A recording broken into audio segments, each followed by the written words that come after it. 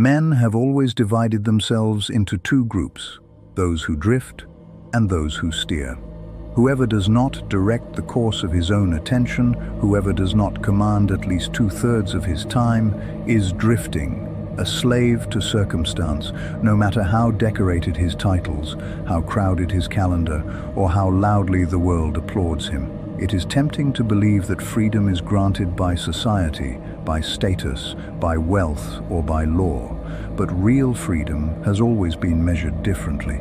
A person may own cities, armies, and companies, yet if he cannot shape the hours of his own day, if his attention is scattered by every demand, he is no freer than the poorest worker chained to the clock.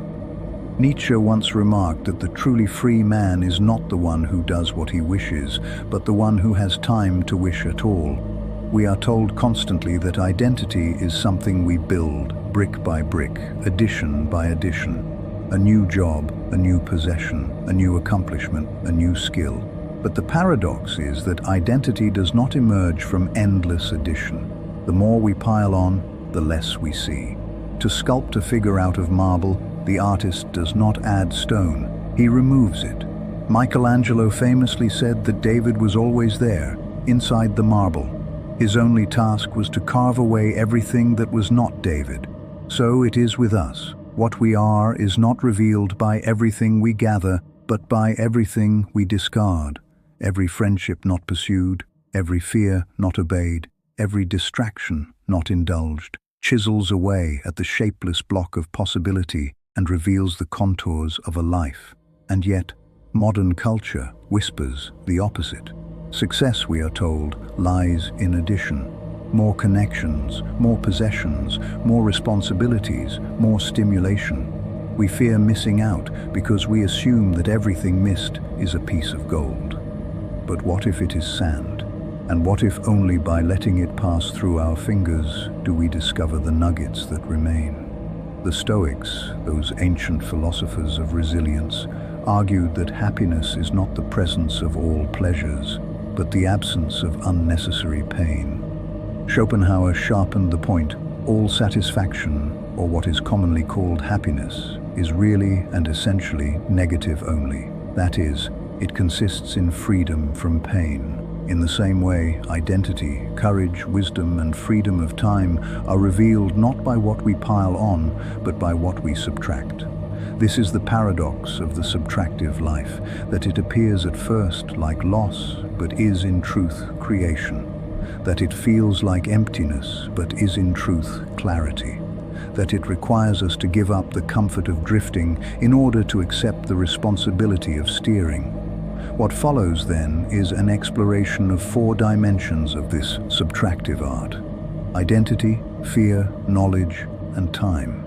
Each is a territory in which we are tempted to add endlessly, and each is a territory in which real mastery is only found by subtracting. Identity is often spoken of as something we build. We go to school, acquire knowledge, collect degrees, assemble careers, purchase houses, gather friends, curate wardrobes, layer after layer, addition after addition, until we are supposed to arrive at some solid sense of self. But this idea is misleading, for the more we add indiscriminately, the more we risk obscuring ourselves. The man who says yes to every opportunity, every influence, every trend, becomes not more himself, but less. He dissolves into the generality of the crowd. Nietzsche warned of this danger when he wrote that the individual has always had to struggle to keep from being overwhelmed by the tribe. To resist the tribe is to refuse certain identities, certain roles, certain expectations. It is to subtract, and through subtraction to discover what cannot be removed, the irreducible core of one's being. Consider the metaphor of sculpture. Michelangelo's David was not created by adding stone, but by removing it. The marble block was full of possibilities. Infinite forms could have been carved from it. But Michelangelo chose one. Every strike of the chisel was not an addition, but a refusal. Not this line, not that curve, not this fragment. The final figure emerged precisely because of what was removed. Our identities, too, emerge from refusal. We are not the sum of everything we might have been, but the residue left when we have cut away what we are not. Every friendship declined, every career not pursued, every ideology resisted clarifies the figure. Modern life, however, pushes the opposite. We are invited to add endlessly. Social media tells us to gather more followers. Consumer culture tells us to acquire more possessions. Career advisors tell us to collect more experiences. But the person who tries to be everything at once ends up being nothing at all. Identity requires subtraction. It requires choosing against the crowd, against the temptation of universal belonging. Kierkegaard described despair as the failure to become oneself.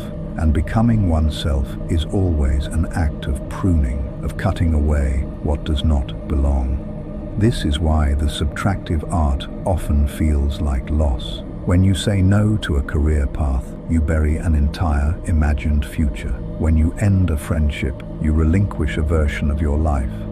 When you decline an opportunity, you surrender the illusion of possibility.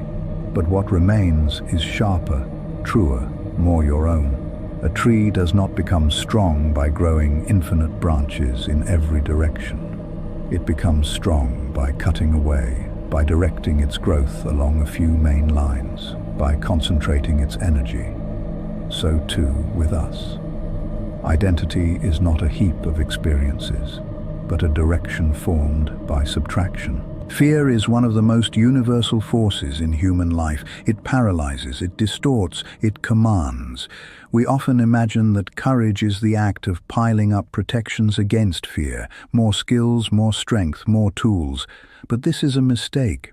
Fear is not a wall to be climbed over. Fear is a fog that blinds us. And courage is not the addition of armor, but the subtraction of haze.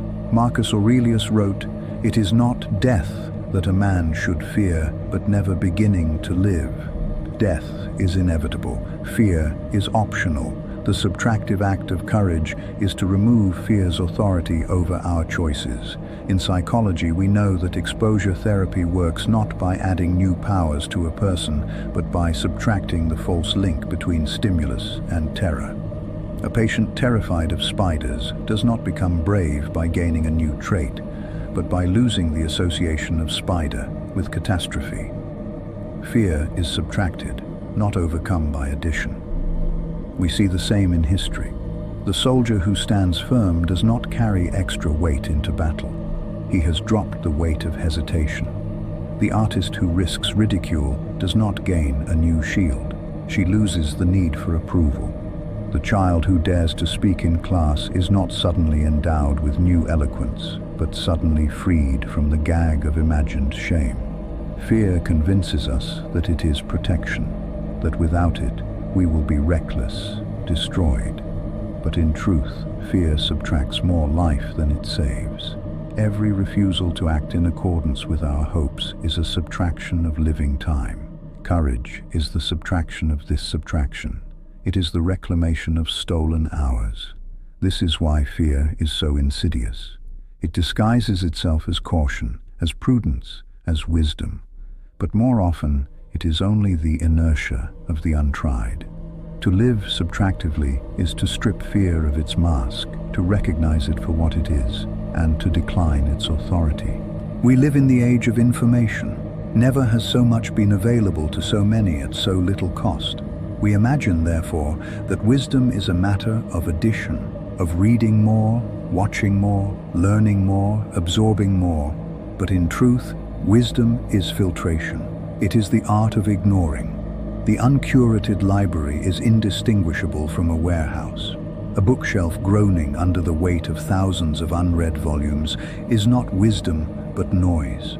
The mind that absorbs indiscriminately becomes not informed, but distracted.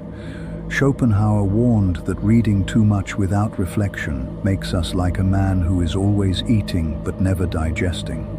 Taleb reminds us that the greatest contribution to robustness is not the addition of more data, but the removal of fragile noise. Information is abundant, but attention is finite. The subtractive art of knowledge is therefore not to consume more, but to discriminate more carefully. To know which voices to ignore, which facts to discard, which debates to abandon.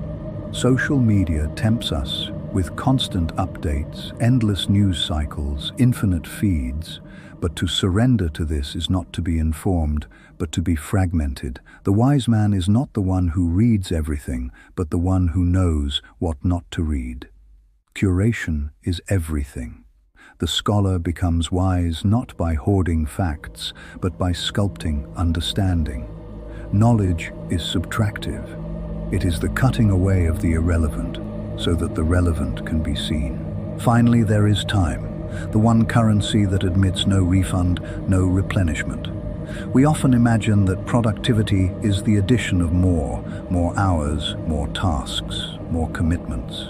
But the truth is that the wealthiest in time are those who subtract. Seneca wrote on the shortness of life, "It is not that we have a short time to live, but that we waste much of it."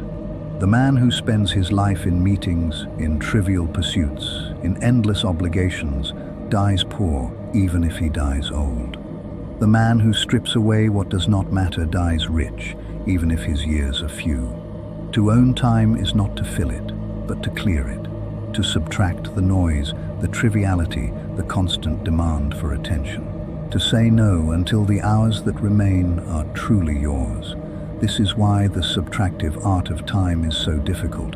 It feels selfish to refuse invitations. It feels dangerous to decline opportunities. It feels risky to simplify commitments.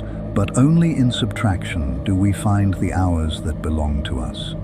In the end, then, all four domains, identity, fear, knowledge, and time, converge on the same truth. That life is not an additive sculpture, but a subtractive one. That freedom does not come from accumulation, but from removal. That clarity emerges not when we grasp more, but when we let go. We drift when we say yes to everything. We steer when we say no with precision. And perhaps when we look back, the greatest act of creation will not be what we gathered, but what we finally dared to refuse. You've just been watching the Silent Climb Studio, a place where silence speaks louder than noise. If this message stayed with you, subscribe and leave your voice in the comments. Together, we're climbing toward clarity, step by step, in a world that often forgets to pause. See you in the next video.